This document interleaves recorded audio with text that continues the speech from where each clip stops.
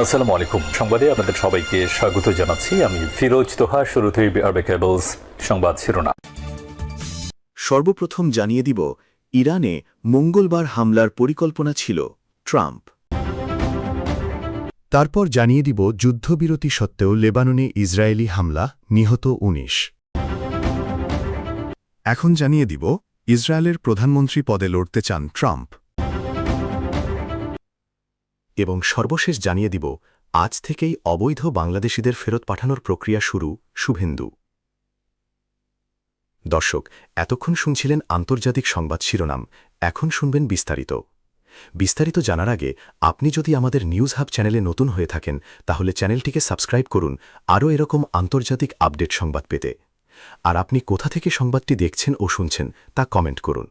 এখন বিস্তারিত। ইরানের মঙ্গলবার হামলার পরিকল্পনা ছিল ট্রাম্প। ইরানে নতুন করে হামলার জন্য নির্ধারিত দিনটি ছিল মঙ্গলবার। এদিন ঘিরেই প্রস্তুতি নিয়েছিল মার্কিন সামরিক বাহিনী। তবে উপসাগরীয় দেশগুলোর অনুরোধে সেটি স্থগিত করা হয়েছে বলে জানিয়েছেন প্রেসিডেন্ট ডোনাল্ড ট্রাম্প। স্থানীয় সময় সোমবার ট্রুথ সোশ্যালে দেওয়া এক পোস্টে ট্রাম্প বলেন, যুদ্ধ অবসানের লক্ষ্যে একটি বহুল প্রতীক্ষিত চুক্তি স্বাক্ষরের সম্ভাবনা তৈরি হওয়ায় তিনি হামলার সিদ্ধান্ত থেকে সরে গেছেন। কাতার, সৌদি আরব ও সংযুক্ত আরব আমিরাতের নেতারাও এই পরিকল্পিত অভিযান স্থগিতের অনুরোধ করেছেন। এর আগে ইরান হুমকি দিয়েছিল, যুক্তরাষ্ট্র ও ইসরায়েল যদি যুদ্ধবিরতি ভঙ্গ করে অভিযান চালায়, তাহলে তারাও আরব দেশগুলোর উপর পাল্টা আঘাত হানবে। ট্রাম্প লিখেছেন, যদি একটি গ্রহণযোগ্য চুক্তি না হয়, তবে যে কোনো মুহূর্তে ইরানের ওপর পূর্ণাঙ্গ ও বড় ধরনের হামলা শুরুর জন্য তিনি সামরিক বাহিনীকে প্রস্তুত থাকার নির্দেশ দিয়েছেন।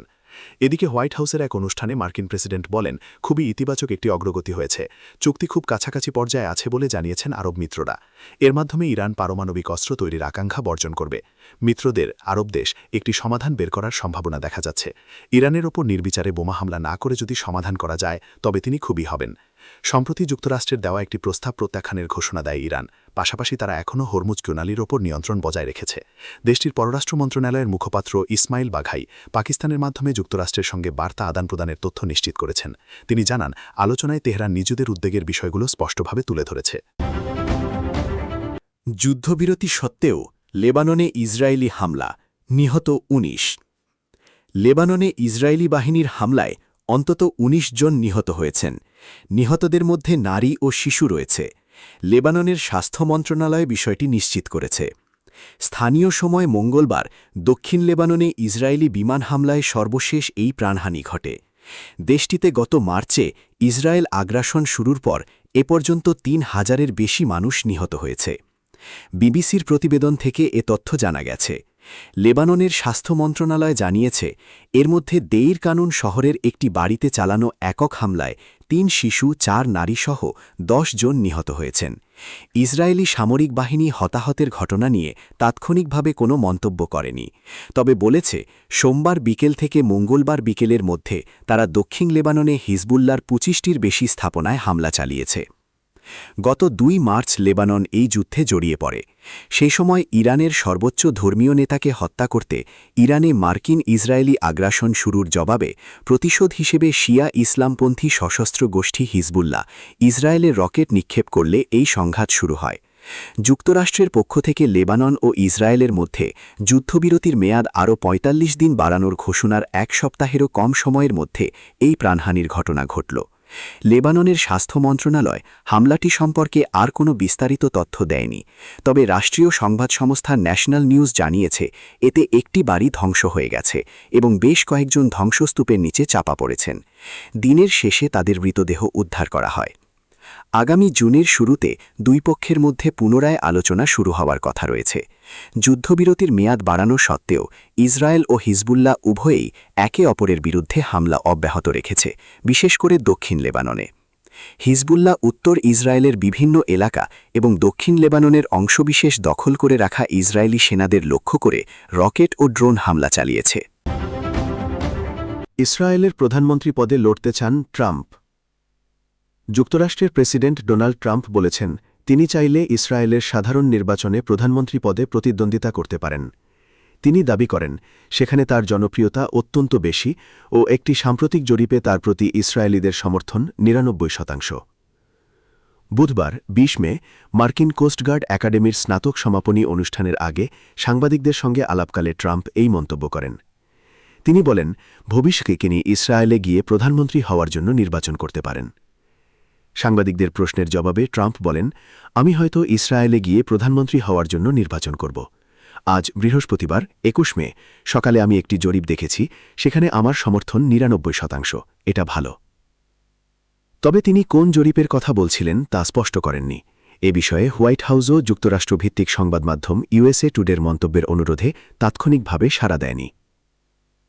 ইসরায়েলের বর্তমান প্রধানমন্ত্রী বেঞ্জামিন নেতানিয়াহু, তিনি ১৯৯৬ সাল থেকে একাধিক মেয়াদে দেশটির সরকার প্রধান হিসেবে দায়িত্ব পালন করছেন।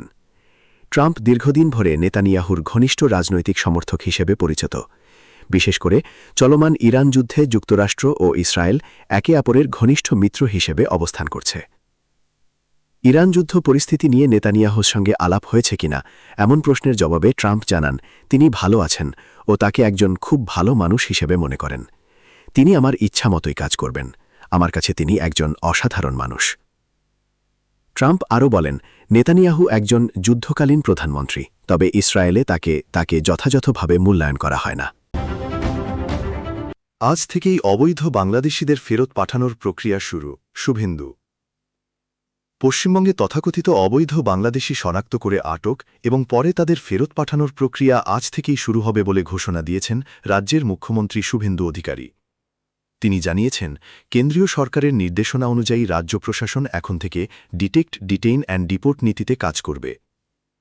ভারতীয় সংবাদ মাধ্যম টেলিগ্রাফ ইন্ডিয়ার এক প্রতিবেদনে বলা হয়, নবান্নে আয়োজিত এক অনুষ্ঠানে শুভেন্দু দাবি করেন, ২০২৫ সালের ১৪ মে কেন্দ্রীয় সরকার পশ্চিমবঙ্গকে নির্দেশ দিয়েছিল বাংলাদেশি অনুপ্রবেশকারীদের শনাক্ত করে বিএসএফের হাতে তুলে দিতে, যাতে তাদের ফেরত পাঠানো যায়। তবে আগের সরকার এ বিষয়ে কার্যকর কোনো উদ্যোগ নেয়নি বলেও অভিযোগ করেন তিনি। বাংলাদেশ সীমান্তে কাঁটাতারের বেড়া নির্মাণের জন্য জমি হস্তান্তর অনুষ্ঠানে বক্তব্য দিতে গিয়ে মুখ্যমন্ত্রী বলেন, আজ থেকেই আমরা নির্দেশ কার্যকর করব। যেসব অবৈধ অনুপ্রবেশকারী শনাক্ত হবে তাদের গ্রেফতার করে বিএসএফের হাতে তুলে দেয়া হবে। তিনি জানান, ২০২৪ সালের ৩১ ডিসেম্বরের আগে ভারতে প্রবেশ করা অমুসলিম অভিবাসীরা যদি নাগরিকত্ব সংশোধনী আইন সিএএ অনুযায়ী আবেদন করার যোগ্য হন, তাহলে তাদের বিরুদ্ধে ব্যবস্থা নেওয়া হবে না। তবে মুসলিমদের এ আইনের আওতার বাইরে রাখা হয়েছে বলেও উল্লেখ করেন তিনি। শুভেন্দু আরও বলেন, পশ্চিমবঙ্গে এখন থেকে ডিটেক্ট, ডিলিট অ্যান্ড ডিপোর্ট কার্যক্রম চালানো হবে। যদিও ডিলিট বলতে তিনি কী বোঝাতে চেয়েছেন তা স্পষ্ট করেননি। তবে প্রশাসনিক সূত্রের ধারণা, তিনি ভোটার তালিকা থেকে অযোগ্য ব্যক্তিদের নাম বাদ দেওয়ার ইঙ্গিত দিয়েছেন। রাজ্য প্রশাসনের কর্মকর্তাদের ভাষ্য, পুলিশ প্রথমে বাংলাদেশ থেকে আসা মুসলিম তথাকথিত অনুপ্রবেশকারীদের শনাক্ত করবে। পরে তাদের বিএসএফের কাছে হস্তান্তর করা হবে। বিএসএফ এরপর বিষয়টি বিজিবির সঙ্গে সমন্বয় করে ফেরত পাঠানোর প্রক্রিয়া শুরু করবে। ঢাকার অবস্থান সম্পর্কে কর্মকর্তারা জানিয়েছেন, বাংলাদেশ কেবল নথিপত্র যাচাইয়ের মাধ্যমে নিশ্চিত হওয়া নাগরিকদেরই গ্রহণ করবে।